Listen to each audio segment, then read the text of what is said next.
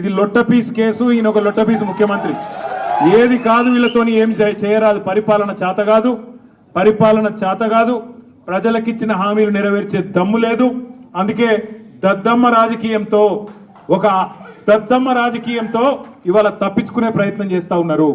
మొన్ననే మన నాయకుడు పెద్దలు తెలంగాణ సాధించిన నాయకుడు కేసీఆర్ గారిని కమిషన్ ముందుకు పిలిచిండు.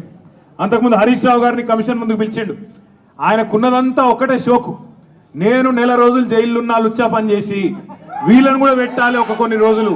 అదొక్కటే ఆయన షోకు. ఆయనకున్న పైశాచికానందం అదొక్కటే.